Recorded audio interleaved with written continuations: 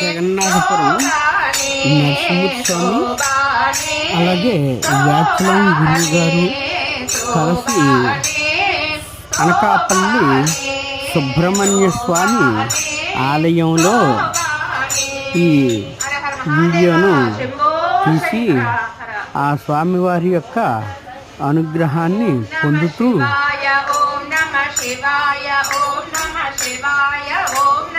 అలా ప్రతి గ్రామానికి కూడా తిరుగుతూ వస్తున్నారు.